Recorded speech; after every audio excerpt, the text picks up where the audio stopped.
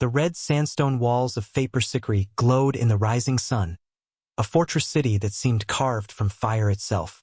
Within its heart lay the Diwan-i-Khas, the hall of private audiences, where Akbar, Jalaluddin Muhammad Akbar, Emperor of Hindustan, sat upon a low, carved throne of ivory and teak. The court was assembled in its splendor. Ministers in silken robes, Rajput princes with jeweled turbans, and scholars who whispered verses from Persian poets filled the hall. The air was thick with incense and politics. At Akbar's side stood Abu al-Fazl, his brilliant vizier, quill and parchment ever ready. But today, the emperor's gaze wandered beyond the scrolls of state, toward a young noblewoman who had recently joined the Zenana, the women's quarters of the palace. Her name was Meher-Nissa, daughter of a Persian courtier fallen on hard fortune. She had been taken into the court as a lady-in-waiting to one of Akbar's wives. But whispers already carried her name through the marble corridors, for her beauty was not of this world. Her eyes held the quiet fire of dusk, her words carried the rhythm of poetry, and when she walked, even the peacocks in the gardens seemed to still.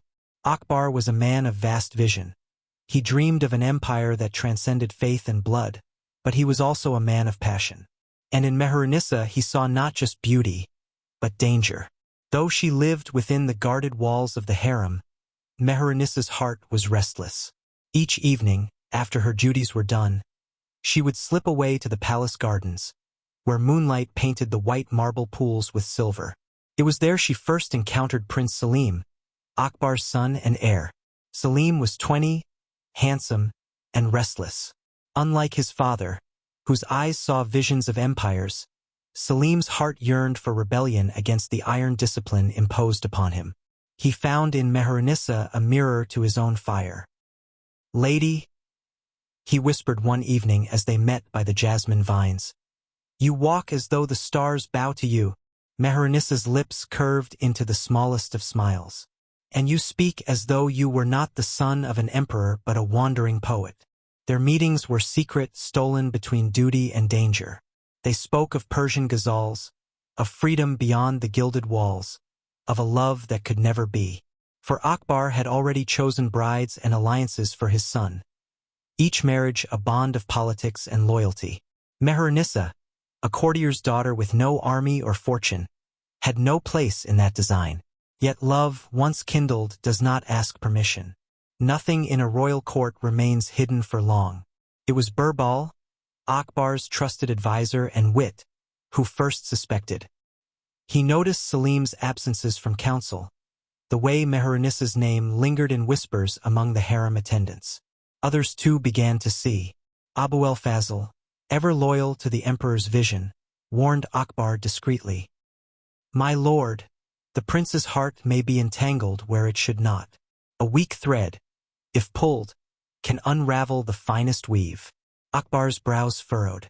He had built an empire not just with armies, but with delicate alliances with Rajputs, Afghans, and Persians. Selim's defiance was more than youthful rebellion. It threatened to undo a kingdom. And yet, in the solitude of his chambers, Akbar remembered his own youth, how he had once defied elders, how he too had been ruled by passion before wisdom tempered him. So the emperor waited. He watched, and in silence, the storm gathered. One monsoon night, the rains came down upon Fatpur Sikri with thunderous might. The palace roofs drummed with the fury of the sky, and lightning split the heavens. Within a secluded chamber, Selim and Meher-Nissa met. "I cannot bear this any longer," Selim confessed, his voice breaking. "I am a prince of Hindustan, yet I am chained like a prisoner. Let us flee, Meher-Nissa. Let us go to Persia or to the Deccan, anywhere but here." Her hands trembled as they touched his. "And leave behind your father's throne? Leave behind an empire that will one day be yours. I want none of it if it means losing you." Tears welled in her eyes. "Do not speak so, my prince. You are bound by more than love. You are bound by destiny." Their lips met in a desperate kiss, a union of fire and rain. But even as they clung to each other, they knew the truth.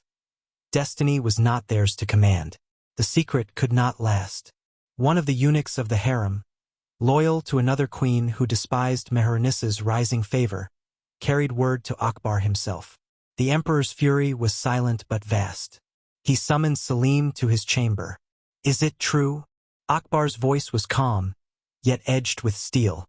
"That you dare to dishonor the alliances I have forged? That you would throw away the empire I have built for the sake of a courtier's daughter?" Selim's jaw tightened. "It is true that I love her, and I will not deny it." Akbar's eyes, dark as the monsoon clouds, burned with both rage and sorrow.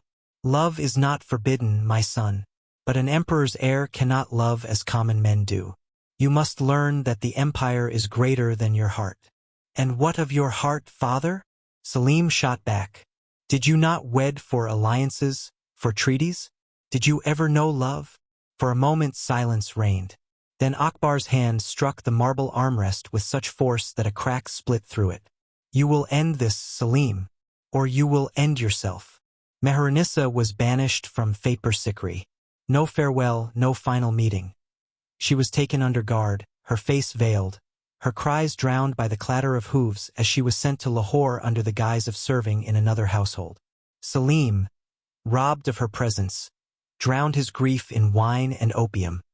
His rebellion against his father grew darker, fueled not only by political ambition but by a wound that would never heal. The court murmured of a rift between father and son, of a shadow that fell across the throne. Akbar, for all his greatness, could not mend what love and destiny had broken. Years later, when Selim became Emperor Jahangir, Meherenissa returned, not as a lovesick maiden, but as a widow of a Persian noble. She rose again in court, this time with wisdom as sharp as her beauty. She became Nur Jahan, the light of the world, wielding power behind the throne. But the memory of her first love with Selim, the rebellion that had nearly destroyed him, and the sorrow of Akbar's wrath, those remained like unhealed scars upon her soul. In the quiet halls of Faper Sikri, long after Akbar's death, courtiers still whispered of the forbidden love that once set the empire trembling. They said the emperor, before his final breath, stood alone in the palace gardens one evening, gazing upon the moonlit pools where his son and Meherenissa once walked. And though he never spoke her name again, a single tear slid down the face of the man who had ruled an empire, proof that even emperors are not free from the chains of the heart.